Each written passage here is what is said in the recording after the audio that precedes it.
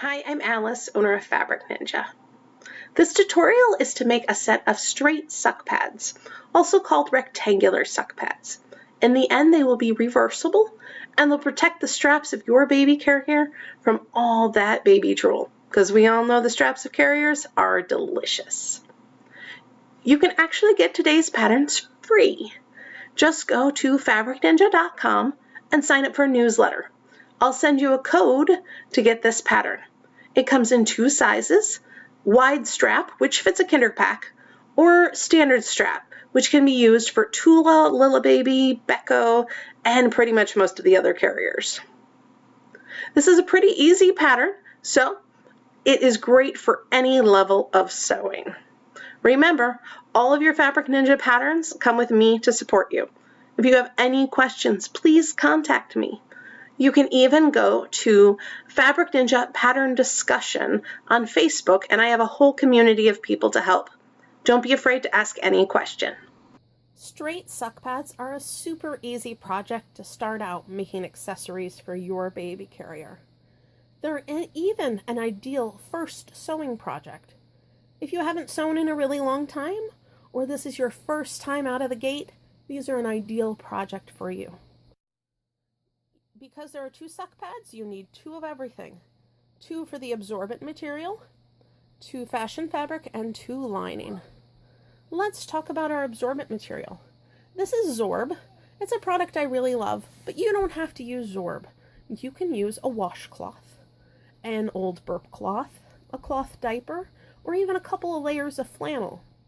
Use whatever you want to go in between your suck pads to absorb all of that wonderful baby drool. So to make our suck pads, we have one layer of our absorbent material. Then we put down one layer of fabric and the other layer of fabric with the right sides facing. So when you look at that, the right sides are facing. Then you sew around and you leave about a 3-inch gap here with no sewing so that you can actually turn everything out through the hole that's left here. But if you want to make your suck pads a bit fancier, you can add ribbons. You actually add them in between the two layers. I already have a set made up for you so you can see where they go. Here are ribbon loops. The ribbons start out just flat and you turn them into loops. So you take a ribbon, you fold it in half, and what I like to do is actually take a lighter and melt the ends just a little bit and then touch them together before they cool too hard. And that makes a ribbon loop. So this edge is no longer going to fray. You just place it along that edge and pin into place. And they go inside the suck pad. So when you are going to sew, you'll sew along here. When everything flips outward, these are going to actually flip down to be on the outside.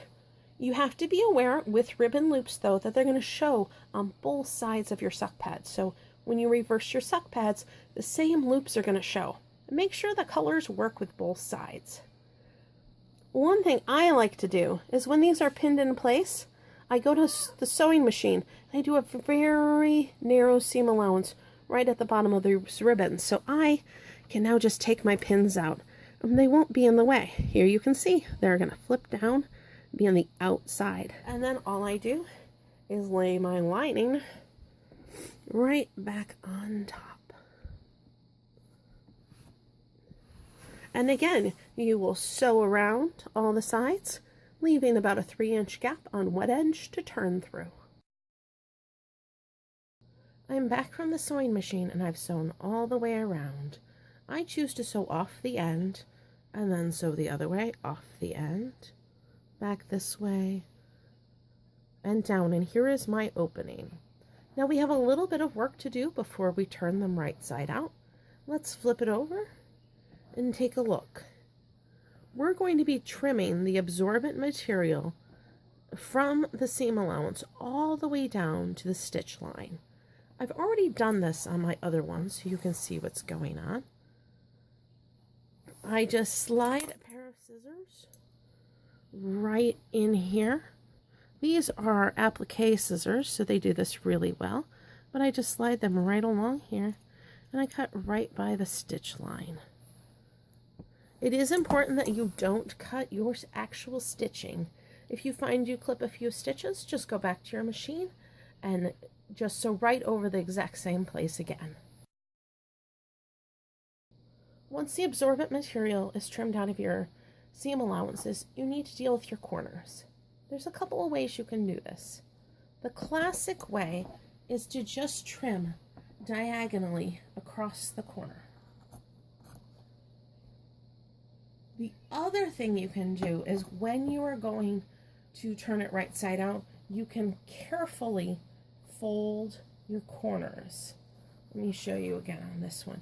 You can carefully fold it down and fold it over when you turn them right side out.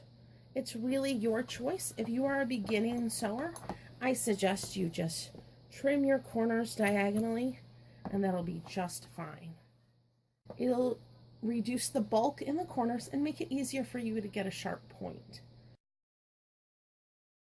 If you want to try the technique of folding, what you need to do is when you're turning it right side out, so we're going in through our hole here, you get all the way to the other end, you're going to fold and fold, and then you're going to pop it through to the inside there.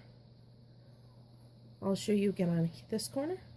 I'm going to fold and fold, and pop it through to the inside.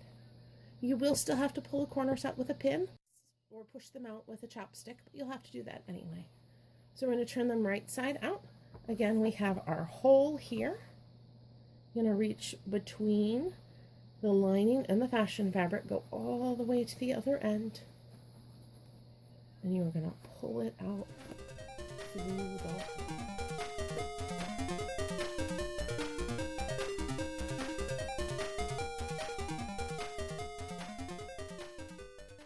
See those ribbons popped over to the outside now. Remember, they were facing inward when you sewed. When you flip everything right side out, the ribbons are now facing downward. We're going to go into each of these corners and make sure they're as crisp as we want. I use a seam ripper because I've been doing this for years. If you are newer to sewing, I certainly suggest using a pin or pushing from the inside with a chopstick.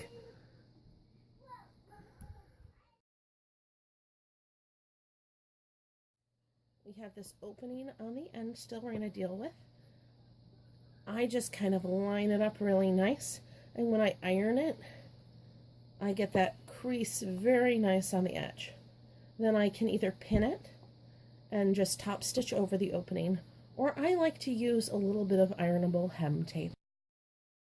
I've ironed both of my suck pads so they're nice and crisp, and now it's time to close the turning hole. Here we have the hole that we turned our suck pad through, and you can see here there's this little white piece. I've actually ironed that on. It's called Easy Steam 2, and it's sticky. So I iron it on and then I remove the backing, and there's still a sticky part in there, and then I just stick my two edges together right like that. Then I iron it, and you can see right here, this one's been ironed, and you can hardly tell where the opening was. I really love this product. It actually stays in even after washing. So you can use this instead of top stitching if you want. The next step is to top stitch, but it's really optional. If you've closed that opening with either a product like Easy Steam 2, or if you've sewn it by hand, you really don't have to top stitch, but most people like to. To top stitch, we simply sew between 1/8 and 1/4 of an inch all the way around all the edges. And then your suck pads are ready for snaps.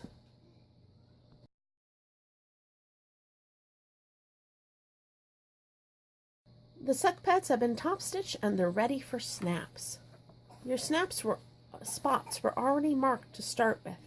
However, if you forgot to mark them, they're 1/2 inch from this edge. Just under 1/2 inch actually, because they're 1/2 inch from the seam line. And when you fold that edge over, they become just slightly less than 1/2 inch from this edge. one in each end, 1/2 inch in, and centered. If you were doing buttons and buttonholes, make one side the buttonholes and one side the buttons.